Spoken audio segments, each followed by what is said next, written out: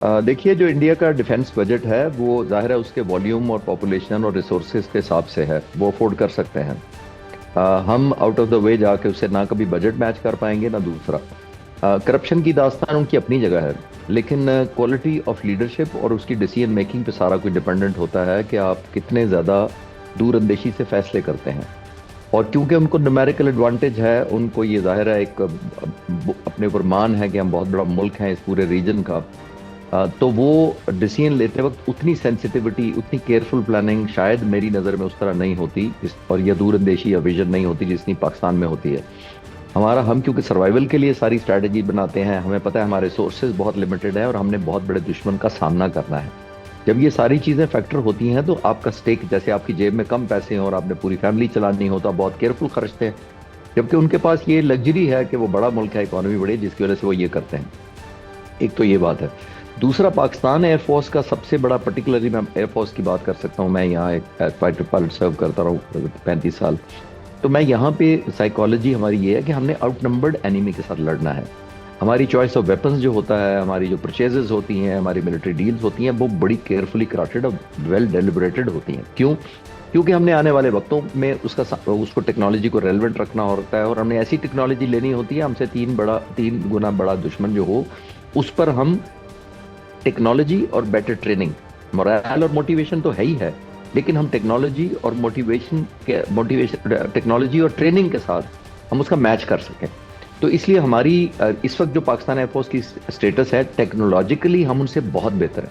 Quantity में पर sure हम मैच नहीं करेंगे, और नाम करना चाहते हैं, नाम कर सकते हैं। तो इस वक्त हमारा एडवांटेज ये है। तो हिंदुस्तान में जो राफेल जहाज खरीदने हैं उनकी अगर जब भी आप बात करना चाहेंगे तो I can comment on the case to case कि जी कौन सी जगह पे उनका कमजोरी है, कौन सी जगह पे हमारी एयरफोर्स को या हमें टेक्नोलॉजिकल एडवांटेज है उनके ऊपर। जी बिल्कुल। खालिद चिश्ती साहब, ये कहिएगा कि जदीद दौर में जंगों का काफ़ी हद तक इन्हिसार फ़ज़ाई बालादस्ती पर हो चुका है। एक नामुकम्मल फ़ज़ाइया के साथ भारत पाकिस्तान पर जंग थोपने के ख्वाब देख रहा है, क्या कहेंगे इस हवाले से? देखिए, आपने पूरी दुनिया की रिसेंट जंगें जितनी देख लें, आपने नोट किया होगा air force first is to enter, सबसे पहले दाखिल होती है जंग में और लास्ट निकलती है वहाँ से, क्योंकि वो एनवायरनमेंट क्रिएट करती है बरी फौज के लिए और बहरी फौज के लिए। और ये लाजिम है कि आजकल की कोई भी फौज अच्छी तैयारी और कैपेबिलिटी के अलावा लड़ी नहीं जा सकती। हिंदुस्तान का ये डिलेमा रहा है कि उनको टेक्नोलॉजिकल, क्योंकि वो ब्यूरोक्रेटिक वहाँ पे चेंज बहुत हैं। मैं आपको एक मिसाल दे देता हूँ आपके नाजरीन के लिए बेहतर समझने के लिए, कि आप जो इनके AP सिंह, उनके एयरफोर्स चीफ हैं इस वक्त हिंदुस्तान के, अभी फरवरी में एक पब्लिक में ओपन सेमिनार में उन्होंने एक इंटरव्यू के दौरान कहा लोगों के सामने कि मुझे प्लेटफॉर्म चाहिए। प्लेटफॉर्म हम अपनी टर्म में यूज़ करते हैं, मतलब जहाज़ और चाहिए, मुझे और प्लेटफॉर्म्स चाहिए क्योंकि मैं रेलिवेंट रह सकूं दुश्मन के सामने और अपना धाक या दहशत बिठा सकूं। ये इंडियन एयरफोर्स। और ऊपर से उन्होंने जस्टिफाई करते हुए, अपनी बात को सपोर्ट करते हुए कहा कि हमने 2016 में 40 तेजास तैयारों का ऑर्डर किया था। मैं आपके नाज़रीन को बताते चलूँ कि तेजास जहाज़ वो है जो F-17 के मुकाबले में हिंदुस्तान ने बनाना था, 1985 से ट्राई जारी है। और वो एयर चीफ कहते हैं कि हमें तेजास जहाज़ 2016 में हमने जो 40 जहाज़ों का ऑर्डर किया था, उनमें से भी हमें पिछले 9 साल में एक भी जहाज़ नहीं मिला। यानी वो हेल्पलेस नज़र आते हैं कि मुझे प्लेटफॉर्म भी और चाहिए, जो मैंने ऑर्डर किया वो मिल भी नहीं रहा है। जबकि पाकिस्तान में पैसा नहीं देखेंगे, जितने भी सरबराहान आए हैं हर एक ने कंट्रीब्यूट किया अपने अपने पॉइंट ऑफ व्यू से और एयरफोर्स को आगे लेके चले। आज जो एयरफोर्स है वो स्टैंड अलोन नहीं हो जाती, एक माइंडसेट है। तो हमारी एक हिस्ट्री है और हमें अवेयरनेस भी है, हमें एहसास भी है पाकिस्तान फ़ज़ाइया को कि हमने इस मुल्क के एक्सपेक्टेशन है हमारे से। आपने नोट किया 65 की जंग हो, 71 की जंग हो, पिछले दिनों ये जो अभिनंदन का केस हुआ था, तो पाक फ़ज़ाइया ने थ्रू आउट अपने आप को साबित किया है कि हम लिव अप करेंगे अपनी कौम की एक्सपेक्टेशन और अपनी जो कौम की हमारे से तवक्कुआत है। तो इसी तरह हमने लड़ना है और हमें पता है कि हमने बहुत ज़्यादा जिम्मेदारी है हमारी ज़मीनी और बहरी अफवाज की हमारे ऊपर, हम उसी हिसाब से तैयारी भी करते हैं। अरे सर, अगर हम भारतीय एयरफोर्स की बात करें तो भारतीय एयरफोर्स में एयर एक्सीडेंट्स का जो इशू है अब वो गैर मामूली हो चुका है। क्या इसकी वजह टेक्नोलॉजी का ना होना है या भारतीय पायलट्स की पेशा वराना महारत इसका सबब है?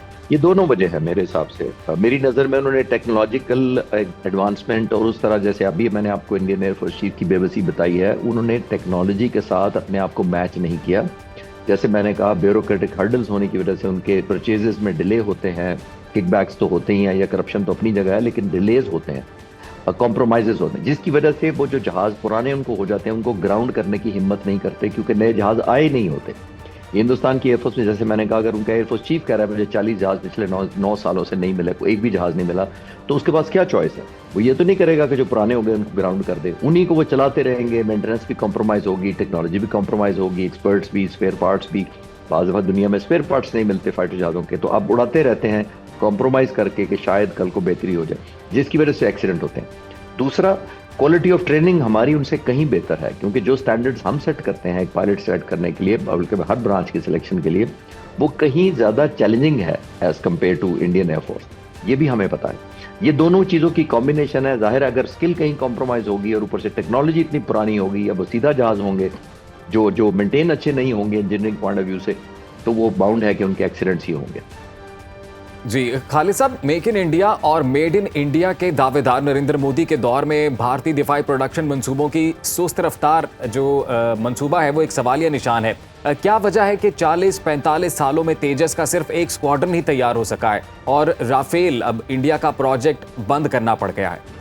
جی ابھی کچھ میں آپ کو اپڈیٹ کروں کہ 2 اسکواڈرن کلیم کرتے ہیں وہ، اور بارڈر سے کافی ہمارے دور رکھے ہیں انہوں نے ہندوستان نے. 2 تیجاس کے جہاز ہیں، اور وہ جہاز ابھی بھی پوری طرح آپریشنل ریڈینس اس طرح نہیں ہے کہ ان جہازوں کا کنفیوژن ہے کہ ہم نے کون سے ملک کے انجن استعمال کرنے ہیں.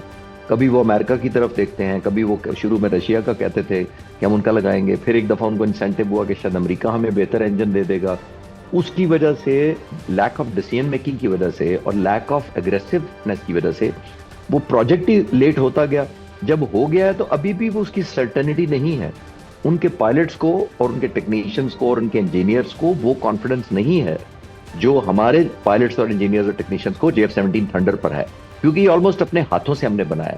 JF-17 دنیا کی واحد مثال ہے تقریباً 200 ملکوں میں سے کہ کسی ایئر فورس نے اپنا جہاز خود بنایا ہو. باہر کی جتنی کمپنیاں ہیں وہ آؤٹ سورس کرتی ہیں مینوفیکچرنگ، یعنی کہ وہ جہاز کوئی اور F-16 امریکن ایئر فورس نے نہیں بنایا، JF-17 ہم نے بنایا، یعنی tailor made to our requirement. اور ہم اسی طرح اپ گریڈ بھی کرتے رہتے ہیں. ہمارا اتنا کلوز لائزن ہے مینوفیکچرنگ کے ساتھ کہ جو ہمارے چاہتے ہیں وہی ہمارے انجینئرز اور ٹیکنیشین جا کے انکارپوریٹ کر دیتے ہیں. جبکہ ان میں تیجاس میں بیوروکریٹک ہرڈل بہت ہیں، کیونکہ ہندوستان ایروناٹکس بناتی ہے، وہ انڈین ایئر فورس کے نیچے نہیں آتی ہے، اس کا ذمہ نہیں ہے. جب یہ پائلٹ کو رپورٹ بیک کرتے ہیں، ٹیکنیشین شکایت کرتے ہیں، وہ ہوتے ہوتے بیوروکریٹ ان تک پہنچتی ہے، پھر وہ جب ایڈریس ہوتی ہے تو لانگ چین ہے جس کی وجہ سے ان کو ڈس اپوائنٹمنٹ فیس کرنی پڑ رہی ہے اور انسرٹینٹی بھی پورے پروجیکٹ میں. ظاہر ہے جب انسرٹینٹی ہو، ڈیلیز ہو پورے پروجیکٹ میں، تو پائلٹس کا اور انجینئرز کا بھی فیتھ اس پروجیکٹ پہ ختم ہو جاتا ہے کہ شاید اس جہاز میں ویسے ہی کوئی مسئلے ہیں. سائیکولوجیکل آپ کو ایک نیگیٹیوٹی آ جاتی ہے ان جہازوں کے بارے میں کہ شاید یہ جہاز ہمارے لیے ٹھیک نہیں ہے. تو یہ انفارچونیٹ پارٹ ہے ان کے لیے. اچھا سر، بھارت کے مقابلے میں عددی لحاظ سے کم پاکستانی فضائیہ کا کیسے آپ موازنہ کریں گے؟ وہ کیا ہے جو ہمارے لیے حوصلہ مند اور فخر کا سبب ہے؟ دیکھیں، عددی تو کبھی بھی ہم نے میچ نہیں کیا اور نہ ہم کر سکتے ہیں اور نہ شاید کریں گے ہم آنے والے وقتوں میں، کیونکہ نومیریکلی سپیریئر انڈیا کے پاس ریسورسز بھی زیادہ ہیں. اس نے بہت سارے ملکوں کو تھریٹن ایٹ ون ٹائم کیا ہوتا ہے، وہ چائنا کے ساتھ مقابلے میں رہتا ہے. تو ہم نومیریکلی یا نمبر کا مقابلہ تو کبھی بھی نہیں کریں گے ہندوستان کے ساتھ. ہاں، ہم 2 چیزوں میں مقابلہ کریں گے. ہم کریں گے ایک کوالٹی آف ٹریننگ اور ایک جذبے کے اندر. کوالٹی آف ٹریننگ میں جذبہ اور دونوں کو اس لیے مکس کر رہا ہوں کہ ہمارے پاس چوائس ہی نہیں ہے. اس گیپ کو آپ نے کہیں تو پلگ کرنا ہے. جب آپ یہ کر لیتے ہیں، کوالٹی آف ٹریننگ اچھی کر لیتے ہیں اور جذبہ تو ہمارا ہے، تو اگلی چیز جو آپ نے ٹیک کر کرنی ہوتی ہے، جو پاکستان ایئر فورس نے ٹیک کر کی ہے، جس کا خیال رکھا ہے بڑی اچھی طرح، وہ ہے ٹیکنالوجیکل ایڈوانٹیج. ہم ٹیکنالوجی سے ان کے اوپر سبقت حاصل لے کے جائیں گے. ہمارے جو میزائلز اور ویپنز ہیں، ہم میک شور کرتے ہیں کہ ہم بسیدہ نہ خریدیں، ہم فرنٹ لائن خریدیں، ہم اسٹیٹ آف دی آرٹ خریدیں جو دنیا میں بیسٹ اویلیبل ہوتے ہیں. اس سے ہمیں نیومیریکل ایڈوانٹیج رہتا ہے. تو ظاہر ہے جب ایک جذبہ شامل ہو جائے، کوالٹی آف ٹریننگ آپ کی اچھی ہو جائے اور ٹیکنالوجی آپ کی اچھی ہو جائے، میزائلوں میں، جہازوں میں، beyond visual range missile fire کرنے میں، تو آپ کو بلا محالہ دوسرے ملک پر سبقت ملتی ہے، جو انشاءاللہ ہمیں ہے. جیسے میں آپ کو چھوٹی سی مثال دیتا ہوں کہ ابھی رافیل جب خریدا گیا تھا تو 150 کلومیٹر تقریباً اس کے میزائل کی رینج ہے ایئر ٹو ایئر فائرنگ میں. ایئر ٹو ایئر کا مطلب ہے کہ ایک جہاز میزائل جب فائر کرے گا، دشمن جہاز کو مارنے 150 کلومیٹر دور تک تقریباً وہ مار سکتا ہے. تو یہ بہت بڑا ایڈوانٹیج تھا جو انڈیا نے حاصل کر لیا تھا آلموسٹ. لیکن جب تک جہاز ڈیلیور ہوئے، پاک فضائیہ کے لیڈرشپ نے بہت پرومپٹ فیصلہ کیا اور 2022 مارچ میں ہم نے J-10C کا ایک پورا اسکواڈرن کھڑا کر دیا انڈیا سے، چائنا سے امپورٹ کرنے کے بعد. اسٹیبلش کر دیا, آپریشنلائز کر دیا, ڈے اینڈ نائٹ پائلٹوں کو ٹریننگ مکمل کر دی, ہمارے انجینئر ٹرینڈ ہو گئے, اور اسی کے اوپر ہم نے PL-15 ایک ویپن خریدا جو ایئر ٹو ایئر میزائل ہے, جس کی رینج رافیل کے مقابلے میں 150 کلومیٹر کے مقابلے میں 200 کلومیٹر سے بھی زیادہ ہے. تو اس کا مطلب یہ ہے کہ ہم نے وہ سارا جو ایڈوانٹیج انڈیا نے لینا تھا رافیل کے مقابلے میں, ہمارے اوپر سبقت لینی تھی, وہ ہم نے ایک جہاز سے نیوٹرلائز کر دی اور ایک ویپن سے نیوٹرلائز کر دی. لیکن ہم پھر بھی وہاں نہیں رکے, ہم نے JF-17 تھنڈر بلاک 3 جو نیا جہاز ہے اس کو اپ گریڈ کیا اسی ریڈار پہ جو J10C پہ لگا ہوا تھا, اور PL-15 یعنی اسی میزائل کو اس پر بھی انسٹال کر لیا جو JF-17 تھنڈر ہے, جس کا مطلب ہے کہ ہمارے JF-17 بھی جب اڑتے ہیں تو وہ 200 کلومیٹر تک دشمن کے جہازوں کا نشانہ بنا سکتے ہیں. اب ظاہر ہے اگر انڈین پائلٹ رافیل ہو یا کوئی بھی ہو, جب ہوا میں آتا ہے تو اس کو یہ تو پتا ہوتا ہے نا کہ دوسری طرف جو بارڈر کے اڑ رہا ہے وہ J10C بھی ہو سکتا ہے, وہ JF-17 بھی ہو سکتا ہے, یا کوئی اور جہاز بھی ہو سکتا ہے, لیکن اس کو یہ فیئر تو ہوتا ہے نا کہ میرے خلاف 200 کلومیٹر کا ایک میزائل ہے جو فائر کیا جا سکتا ہے. تو یہ ہمیں سائیکولوجیکل ایڈوانٹیج بھی ایٹ دی اینڈ جا کے ہو جاتی ہے, اپارٹ فرام جو ٹیکنالوجی کی ایڈوانٹیج ہے. تو یہ سارے ریزن ہیں جس کی وجہ سے ہم ان سے بہتر انشاءاللہ پرفارم کر رہے ہیں اور کریں گے بھی انشاءاللہ.